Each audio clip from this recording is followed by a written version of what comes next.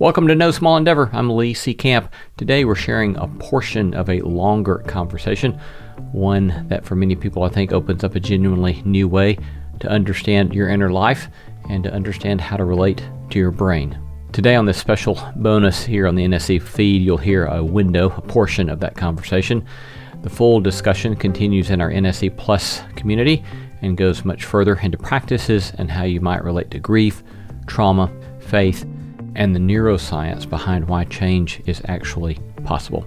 We'd love for you to come over and join us and subscribe on NSC Plus and get the rest of this conversation, as well as a lot of other special content that we're pleased to share with you.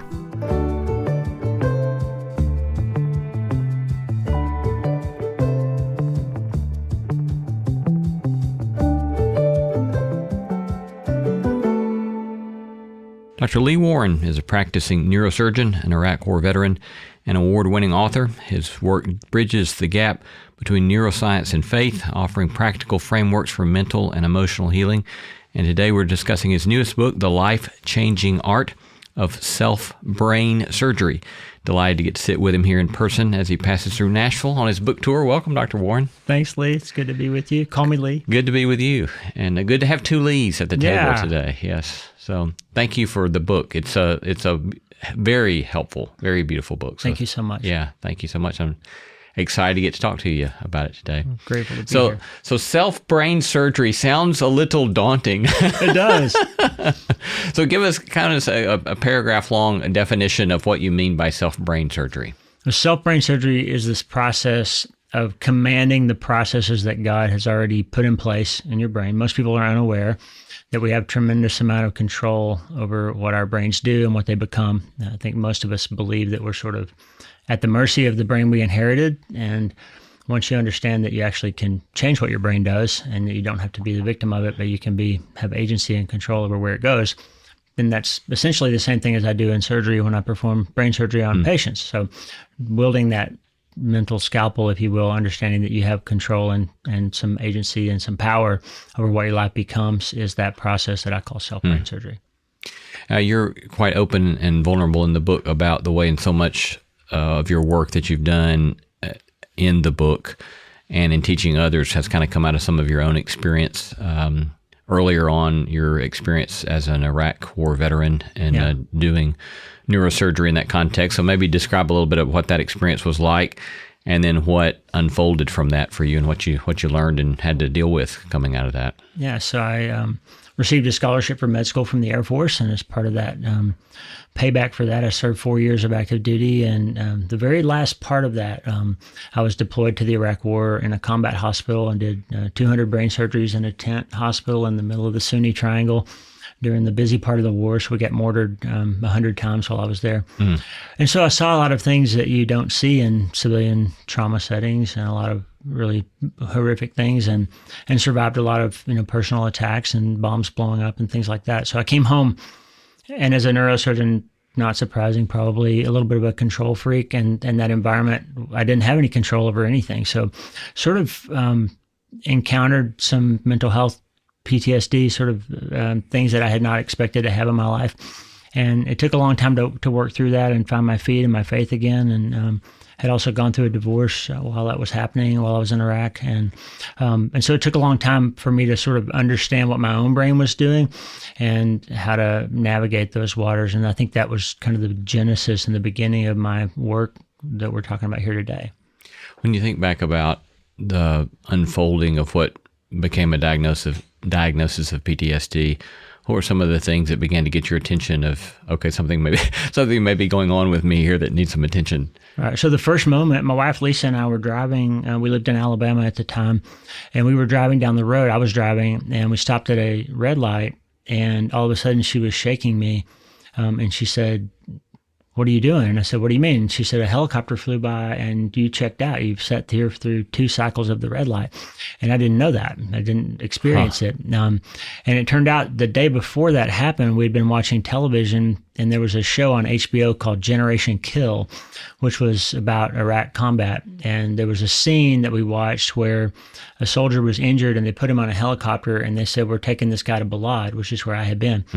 And we talked about that. Lisa and I had a conversation that night about the war, and I hadn't really talked about it. In fact, literally came home and all my uniforms and mementos and things that I brought home from the war, I put in a trunk in the garage of our house and just sort of stuck it out there, which metaphorically, I think, was what I did with my memories and my stories too.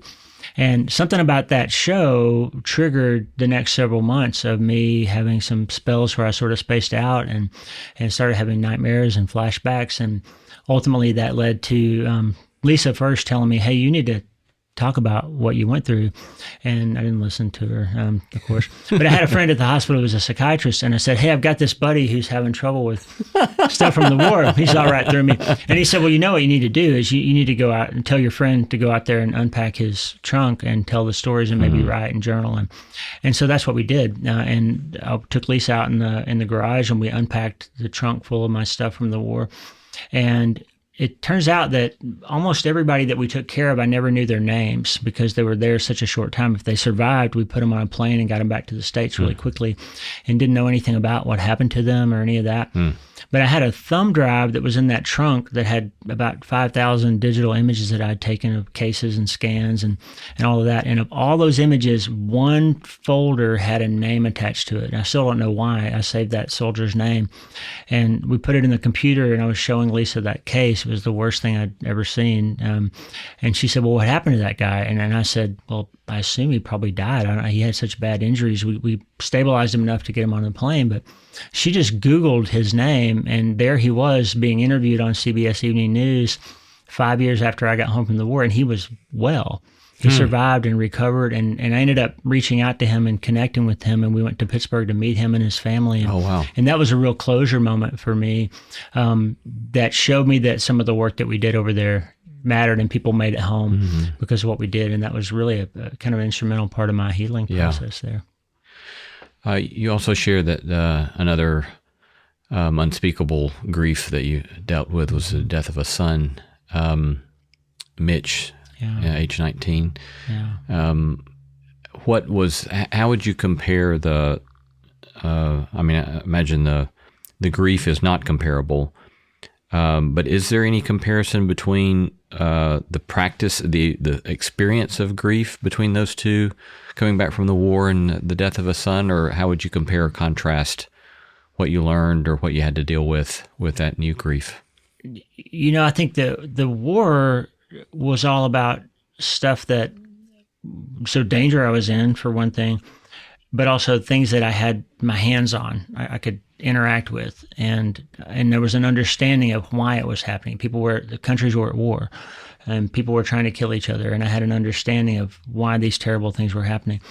With Mitch, he was okay one day and he was gone the next. He was stabbed to death, and there was no context for that. There was nothing that made us understand it or be able to put my hands on it and operate on it like I could a patient in Iraq. And so I think they're just vastly different things. And from my experience, it was a loss we didn't anticipate, not in the context of a war where you expected people to die, and you just don't ever expect your children to die before you do. And so I think I don't think there is any sort of comparison. They both hurt, and whatever kind of trauma people go through is their trauma and their experience.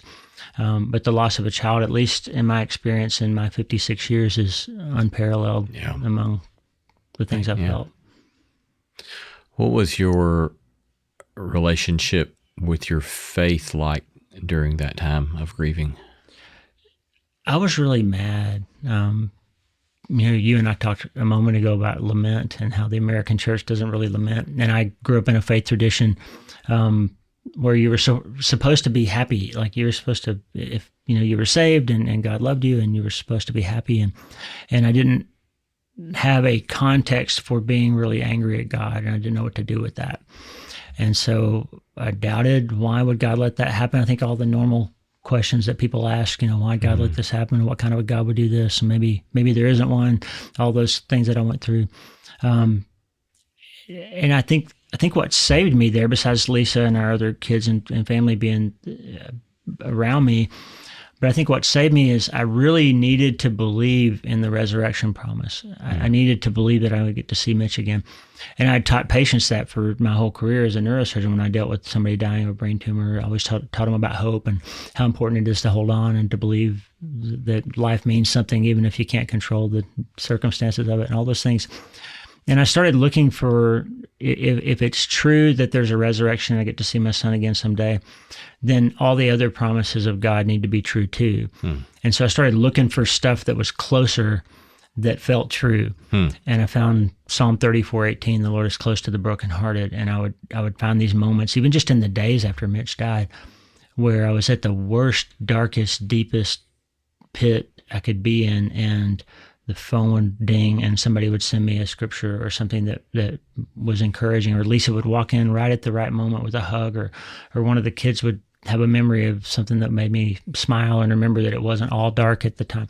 And our first granddaughter, incidentally, Scarlett, was born on the day we buried Mitch. Oh, wow. And so our daughter was unable to be at her brother's funeral, and all that stuff was going on too. But at the same time as we were having a funeral, we were getting pictures of the baby being born. And it was just it just felt like, okay, God is close to us in this moment when we're brokenhearted. And maybe that promise of getting to see Mitch again is true too. And so I just started looking for promises that felt true. And as I kept just sort of navigating that, they started feeling like rungs on a ladder that was leading me up out of the darkest part of that place. Yeah, that's lovely. If I remember the timeline correctly, you not long after you go back to work, you and Lisa have an experience in an MRI research center that's important in your story. That's right. So, of course, owning our own business, Lisa ran our practice. We had 10 employees. There was a period of time after Mitch died that we just had to go back to work, and you got to keep the lights on in the business, and the patients are going to start calling other doctors if you don't go back. So there was this business necessity that we went back long before we would have felt like going back. And our office at the time on the Auburn University campus was on the third floor of this building, in which they were doing world-class MRI research in something called functional MRI, which is when you get a normal MRI of your knee or your brain or your head or whatever, it just shows you a picture of the organ, right? Here's what the bone looks like. Here's what the brain looks like. Functional imaging is a picture of what the organ is doing. And so we can actually see what parts of the brain are active when you're moving your thumb or thinking about something. And so we were invited to watch this research happen at a really high level. And we went down to watch this because didn't have anything else to do. We were, just need to pass the time and grieve. And so we went down to watch this, and they put this lady in the scanner, Lee, with a headset on so they could communicate with her. And so just lie there for a moment, let us calibrate the machine. And you could see that her brain wasn't doing particularly anything, and she was just chilling in the scanner. And then they said, okay, Mrs. Johnson, think about the worst day of your whole life. Think about the hardest moment you've ever encountered. And very quickly, you could see her sort of furrow her brow and think of whatever it was that she was thinking about. And quickly after that, different parts of her brain that I recognized as a neurosurgeon to be related to fear and anxiety, and the amygdala and hippocampus and the limbic system stuff start reacting to what she's thinking about.